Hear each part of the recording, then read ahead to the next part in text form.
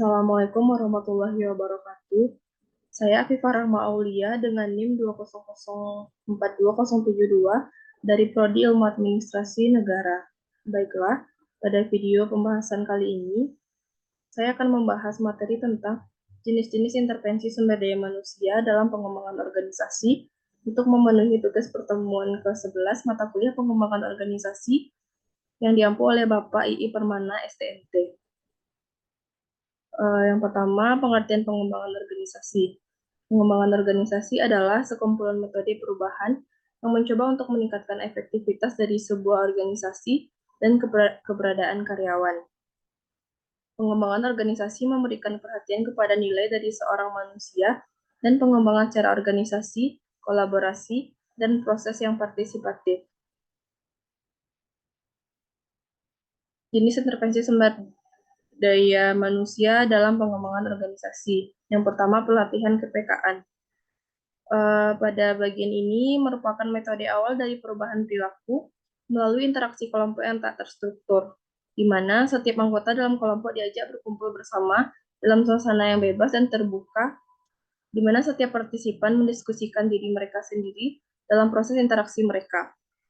Dengan latihan ini, mendorong setiap anggota memiliki kesadaran dan kepekaan terhadap diri sendiri dan orang lain, meningkatkan empati kepada orang lain, meningkatkan listening skill atau keahlian dalam mendengarkan pendapat orang lain, dan meningkatkan keterbukaan serta toleransi kepada orang lain.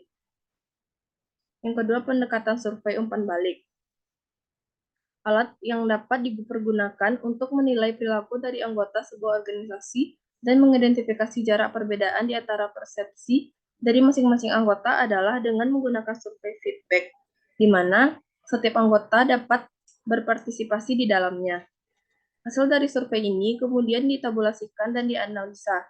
Pendekatan ini kemudian dapat memberikan informasi yang bermanfaat mengenai perilaku karyawan untuk pengambilan keputusan.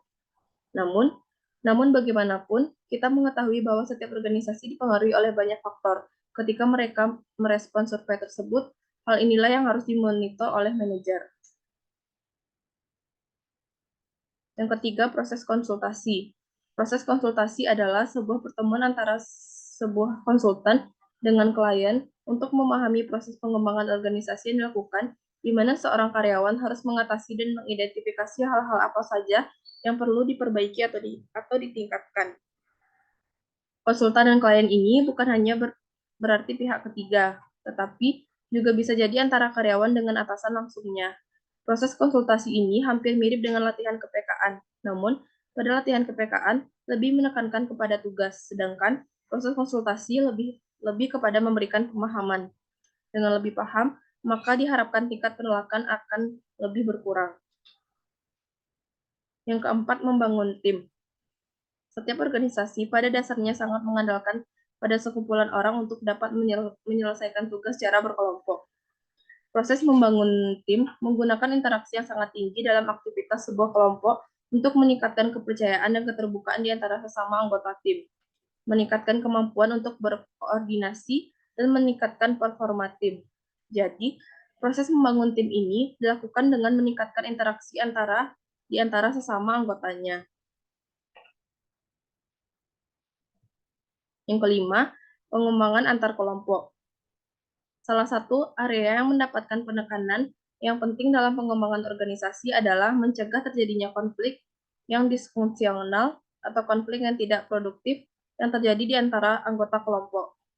Pengembangan antar kelompok atau intergroup development bertujuan untuk merubah perilaku dan persepsi tentang kelompok lain. Contohnya, misalkan unit bisnis menganggap unit finansial sebagai sekumpulan orang yang kaku, tidak memahami dinamika bisnis. Tujuan utamanya adalah untuk meningkatkan hubungan antara satu kelompok dengan kelompok lainnya. Yang keenam, apresiatif. Bertujuan untuk mengidentifikasi kualitas-kualitas yang unik dan kekuatan yang istimewa yang dimiliki oleh sebuah organisasi, yang kemudian dapat menjadi dasar untuk peningkatan performa atau kinerja. Metode ini sedikit berbeda dengan metode pengembangan organisasi yang lain, karena tidaklah menekankan pada permasalahan-permasalahan yang terjadi, tetapi menekankan pada kesuksesan sebuah organisasi. Ada 4 tahap. Yang pertama, tahap discovery. yakni mengidentifikasi apa yang karyawan pikir tentang kekuatan yang dimiliki dalam organisasi. Yang tahap berikutnya adalah desain, di mana karyawan memprediksi masa depan yang memungkinkan bagi organisasi berdasarkan informasi yang diterima pada tahap discovery. Yang keempat, yaitu dream. Selanjutnya beralih kepada tahap ini untuk menemukan visi yang sama tentang masa depan organisasi dan menyetujui kualitas unik yang dimiliki oleh organisasi. Tahap yang terakhir adalah destiny, yakni menentukan cara-cara untuk mencapai tujuan yang telah ditetapkan pada tahap dream.